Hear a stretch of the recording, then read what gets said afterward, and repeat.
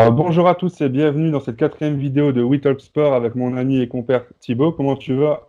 Impeccable Gino, merci de me recevoir. Bonjour à toutes et à tous, ravi de vous retrouver. Faut pas oublier que tu es ici chez toi, hein, donc maintenant on sera habitué à te voir tout le temps. Comme à la... Donc, bon, comme à la maison.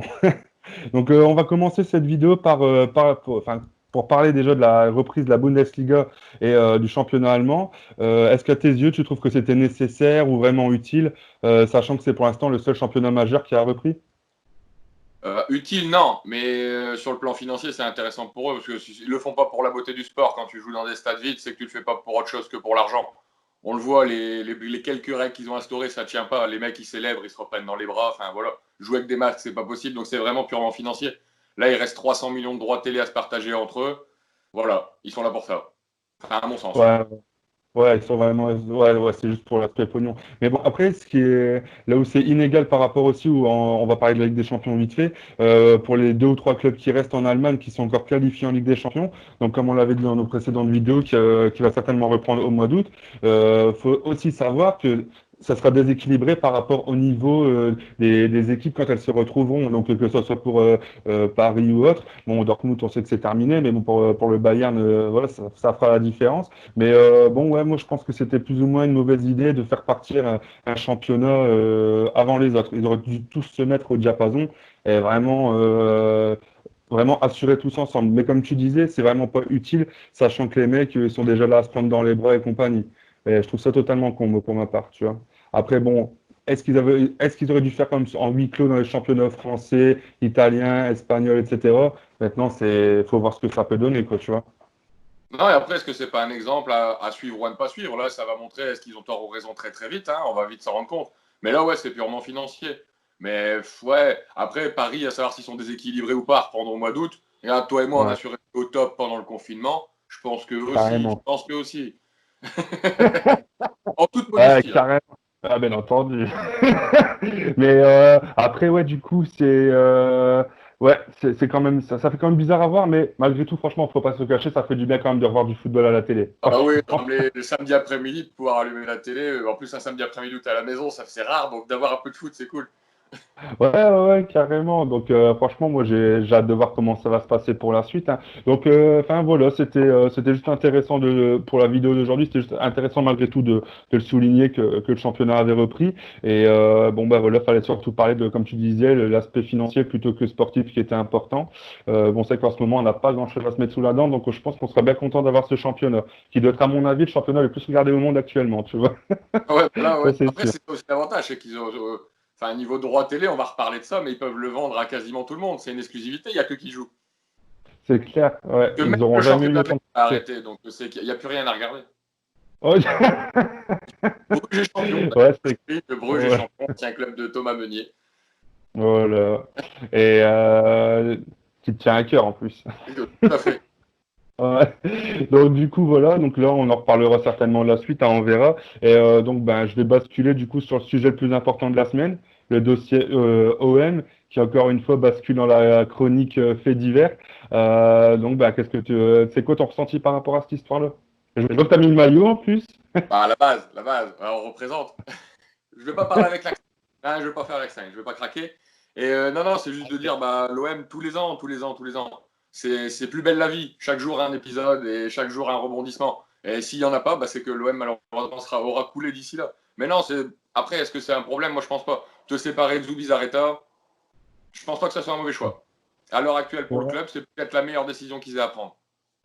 Et toi, pourquoi, enfin, qu'est-ce qui te fait dire qu'au final, c'est pas forcément une mauvaise chose qui s'en aille? Bah, ça fait 4 ans qu'il est là, tu regardes les classements différents et successifs de l'OM, à part cette année où Villas-Boas, un magicien, il est place deuxième. Il n'a pas prouvé grand-chose. On l'attend avec un bottin sous le bras, il arrive avec un calepin. Ouais, Il c'est nous vrai. promet un grand attaquant, il a mis trop glou, dont tu es le sosie officiel, je le dis au passage. Il fait venir Strootman en bout de course. Enfin, vraiment, ouais, c'était pas des choix très heureux. Il fait partir Gomis. Enfin, on avait un mec qui claquait 20 buts de saison. On le fait partir pour le remplacer par des fantômes. Bah non, non, non. Ouais. Si Zubizarreta part aujourd'hui, c'est peut-être aussi un petit peu de sa faute et de ses différents choix. Et pourquoi pas repartir sur une nouvelle ère, ouais. Moi, j'y crois. J'ai envie d'y croire.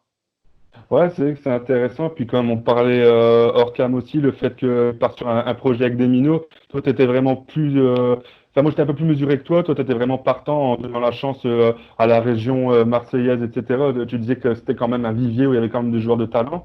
Donc, Honnêtement, si tu peux pas ouais, sortir pépite d'un vivier pareil, c'est que au niveau de ton recrutement ou de ta base arrière, c'est pas très sain. Et je pense que l'OM a ça. Tu vois les Maxime Lopez, les Camara en défense qui sont arrivés petit à petit. C'est juste que c'est vrai. on a vu la phase émerger de l'iceberg, pardon. Et là, on va peut-être voir le reste. Et voilà, si on peut avoir des minots avec un bon groupe étoffé par-dessus ça, avec des tauvins qui peuvent rester ou des gens comme ça, des paillettes. Parce qu'on a retrouvé paillettes avec Villas-Boas. Ouais, non, ça peut être Ouais, sympa. ouais. Et j'ai envie d'y croire parce que l'OM avec des gars de chez eux, avec l'amour du maillot, qui savent ce que c'est que d'avoir ça sur le torse, bah, ça peut le faire. Ouais, et après, je pense que les supporters de l'OM aussi, enfin, j'espère qu'ils sont aussi optimistes que toi aussi, et que, à mon avis, ils attendent vraiment quelque chose de vraiment de concret par rapport à leur club, sachant que bon, on parle d'un président qui connaît de base rien du tout au football européen, qui est plutôt un businessman qu'autre chose. Tu as Jacques-Henri Hérault qui est là plus pour faire de la communication et sa petite guéguerre avec Jean-Michel Aulas.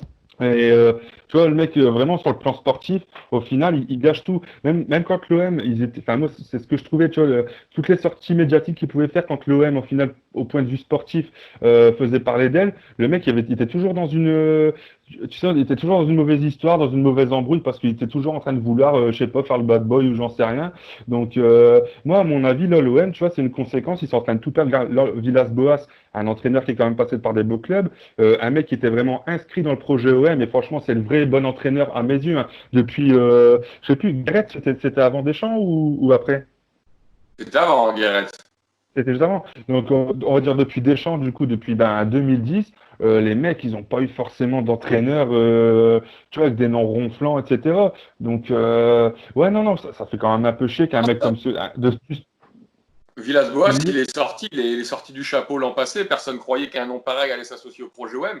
Et comme tu disais, Franck McCourt, bah, un gars qui vient du baseball. Jacques-Henri Hérault, bah, c'est le théâtre de Guignol avec Jean-Michel. Donc voilà, c'est sympa, ça fait le buzz. Mais il est dans une posture offensive sans arrêt dans sa communication, Jacques-Henri Hérault. Donc ça n'a rien à y comprendre. Il rend pas service à son club. Et Zubizarreta, il était là, moi, à mon sens, pour crédibiliser footballistiquement le projet, l'OM Champion Project. C'était le seul nom qui parlait football dans tout l'organigramme.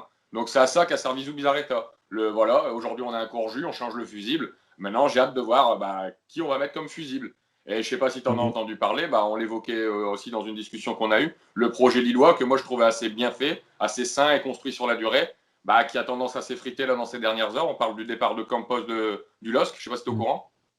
Ouais, si, ben, j'en ai entendu parler. J'ai lu un article tout à l'heure qui disait que Campos était là. Et ça, je l'ai même appris du coup, pour le coup, que en fait, le mec était pas lié sous contrat avec le LOSC, tu vois. Non, Au non, c'est final, le via mec, ça. c'est un mec libre, hein. Il sait comment se retirer proprement, mais il l'a déjà fait à Monaco, hein. C'est le mec qui a lancé le projet Monaco, qui a mis le coup de pied au cul au système. Il l'a fait avec le LOSC. Pourquoi pas le retrouver du côté de l'OM? Ça serait un nom sympa. Et quand on voit comment il fait bien son travail, il a déjà prouvé. La Ligue 1, maintenant, il connaît. Franchement, ça pourrait avoir de la gueule, un petit Campos avec Villas-Boas à l'OM. Ouais. Et puis c'est vrai que ce mec-là, bon, il y a quand même le carnet, il y a quand même le carnet d'adresse qui est quand même long comme le bras. Donc, ouais. Donc, ouais, bon, après, vraiment, la tâche d'encre au milieu de tout ça, c'est qu'il fait que ben, s'il quitte le LOSC, quid du LOSC après ça, parce que bon, là, ça a été démenti dans les dernières heures, Galtier l'a démenti aussi, mais bon, dans le football, on sait très bien qu'il faut jamais dire jamais, combien de joueurs ou d'entraîneurs ont dit, ouais, vous inquiétez pas, je terminerai la saison avec vous, et au final, les mecs, 3 mois après, il n'y avait plus personne. Donc, ouais, non, ça serait vraiment quelque chose qui, je pense que ça ferait un sacré coup dur quand même au LOSC. Bon, sachant qu'au LOSC, on a quand même encore Mark Inglock qui est là. Bon, derrière lui, il y a quand même aussi encore ses connexions. Moi, j'ai pas peur pour Lille s'il s'en va. Il a laissé quelque chose de sain, il a bâti sur du solide. Lille a un gros projet, un gros stade, des grosses infrastructures. Le domaine de Luchin, c'est quelque chose de magnifique. Non, non, je pense pas. Et comme le projet marseillais, et Lille le fait déjà beaucoup mieux, et peut-être aussi grâce à Campos, ils savent intégrer des jeunes au fur et à mesure dans le cycle. Même si c'est Ouais. pas le meilleur latéral ou le meilleur milieu de la Ligue 1 à cet instant T-là, il rend bien service, il fait bien son taf. Et le gars, il sait, enfin, il est promis un bel avenir en signant dans un club comme ça. Donc c'est avec des gens comme Campos que je pense que l'OM peut se relever. Et Lille, pour moi, j'ai pas peur pour eux. Le projet est lancé.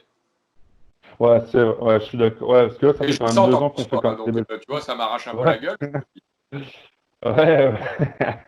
Quand les choses sont vraies, faut le dire, hein, tu vois, en même Ah non, temps. Donc, ça faut admettre, hein, force à que depuis des années, Lille, c'est du solide, c'est du solide. Et j'espère ça pour mon club de tout cœur. Mm. Ouais, bah, je vous le souhaite aussi, hein, du coup. Mais,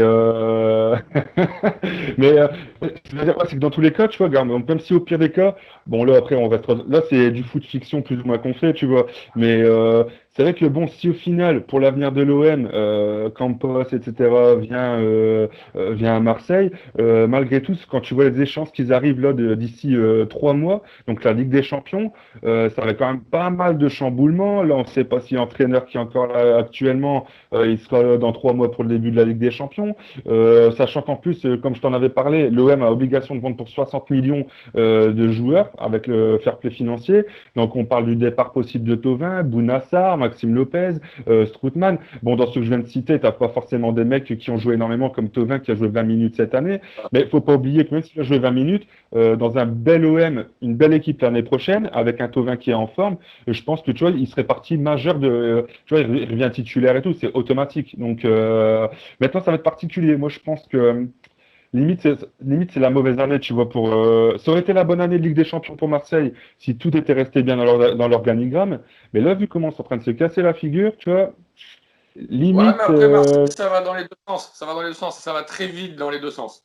Si la mayonnaise, elle prend, elle peut très bien prendre et très très vite. Gad Deschamps, quand il est arrivé, 2 mois après, il avait construit son équipe. Ça a marché. Donc pourquoi C'est pas? vrai. Non, moi, je suis assez optimiste et j'ai envie d'y croire parce qu'il n'y a pas de raison. Il n'y a pas de raison. Et l'OM a enfin la chance d'avoir la Ligue des Champions. Le stade est là, les supporters sont là. Après, avec le Covid, il y a une grosse attente en plus du retour dans les stades. Donc, non, tout s'annonce pour que ça se passe bien. Donc, j'espère pour eux que ça se passera bien. Et comme Poste, pour avoir pris l'exemple à Monaco et à Lille, il achète bien, il achète au juste prix et des joueurs, il se fait pas Enfin, pour reprendre Ouais, Zubizarreta, il va pas aller chercher un Radonjic à 15 millions. Radonjic, encore aujourd'hui, qui est ce garçon? ouais. Ah ouais. Non, Non, mais mais c'est vrai, franchement, en en plus, termes de recrutement, Zubizarreta, on peut faire un bilan, un constat d'échec, plus ou moins. Donc c'est pour ça que moi j'ai envie d'y croire, un nouveau mec, garder Villas-Boas, construire autour de ce qu'on a déjà. Et comme tu disais, vendre pour 60 millions, à l'heure actuelle, quand tu vois comment ça peut vite s'enflammer sur un joueur, avec deux personnes de perdu, tu rétoffes le tout. Et voilà, et Campos aura peut-être aussi une marge de manœuvre en arrivant, parce que souvent l'arrivée d'un directeur sportif entraîne un nouveau chéquier. c'est ça, ouais, c'est ça aussi. Après, je suis d'accord avec toi, mais après, dans tous les cas, faut pas. Parce que tout à l'heure, tu évoquais que McCourt, le propriétaire, il était aussi. C'était un mec de baseball. Mais si je dis pas de bêtises, son équipe de baseball, il l'a pas fait couler. Si, si, si, mais progressivement. Ouais, progressivement. Le Voilà, mec, donc. il arrive, il retire ses billes. Tu vois, tout doucement. Ah, mais c'est Mais pour je sais quoi, ça. Ah, nous, on a bien cru dans des gens comme Mamadov, donc non, non, on a le droit de se tromper au niveau de la direction, mais regarde, on se souvient, à l'OM, c'était qui? C'était pas Kachkar? Un mec qui était Kashkar. arrivé en jet privé, qui avait dit je vais racheter le club, qui était tout là, et au final, rien, du flanc. Donc c'est pour ça, non, non, ça peut arriver, mais non, moi j'ai envie d'y croire, franchement, j'ai envie d'y croire. Ouais, bon, On après, est d'accord pour les. là-dessus, je pense, c'est pas le sujet où là on finira d'accord en serrant la main, mais non, moi je mets une pièce sur l'OM cette année. Peut-être ils la Bah, gagneront pas, on va être triste, ils n'auront pas à mettre la deuxième étoile sur le non. maillot, mais non, ils vont faire quelque chose de sympa, j'y crois. Bah, après, le but de la manœuvre, en fait, c'est pas vraiment que j'y crois pas. C'est juste que, bah, en fait, l'OM, tu vois, là où on disait où l'OM était maudit, c'est qu'au final, les mecs, à chaque fois qu'ils sont à 20 mètres de la ligne d'arrivée, t'as un petit mec qui va arriver, leur faire un croche-pied, et puis les mecs, en fin de compte, ils vont se taper une saison catastrophique dans la foulée. Donc, voilà, c'est les montagnes russes, hein, ce club-là. Donc, non, C'est non, je ça, pense que c'est c'est ça. à voir. D'ailleurs, c'est latin, c'est brûlant, c'est l'OM, c'est comme ça a toujours été. Mais c'est ce qui fait qu'on les regarde et qu'on les aime ou qu'on les déteste. Mais on les regarde. C'est ce qui fait le charme de C'est, l'OM. Et moi, c'est aussi pour c'est, ça que je suis attentif là, et que je vais regarder ces prochaines semaines, voir ce qui va se passer. Parce que non, j'ai envie ouais, d'y croire. Je te le dis, on va pas être d'accord, mais moi j'y crois. Je mets ma pièce sur l'OM cette année. ouais. Je pose mon écu. Vas-y, c'est pas bon. On en rediscutera dans notre 132e vidéo d'ici là. Ça marche. Petite parenthèse, donc là, pour l'OM, aujourd'hui, on aura fait un petit peu le tour, hein, on aura parlé de ça. Ce matin, je lisais un article dans le journal qui disait que apparemment le Real Madrid, en fait, là, ils sont sur leur prochaine attaque de Galactique. Je sais pas si tu as vu sur quel joueur ils misaient, qu'apparemment, là, Florentino Pérez, il a dit là, vas-y, c'est bon, cet été, on allonge le Bah, chéquier. Il serait, j'ai là, rien il est que à sur ce Haaland. propos, mais j'ai envie d'entendre que tu te remets à la lecture et que tu lis le journal. C'est bien. En braille. Vas-y, Euh, vas-y, dis-moi, il donne-moi des serait, noms. là, apparemment, il est plus que motivé. C'est Haaland et Mbappé pour accompagner Eden Hazard, hein, en pointe, hein. Sachant que D'accord. les Et mecs, ils on n'ont parle pas aussi de de Bruyne au gros. milieu de terrain. Ouais, tu vois, donc, et franchement, le Real, ils peuvent le faire, un recrutement comme celui-là. Je Oh, pense, hein. Florentino, ça lui fait pas peur. Hein. C'est deux Bah, talons de surtout, plus dans son chéquier, quoi. C'est pas un drame.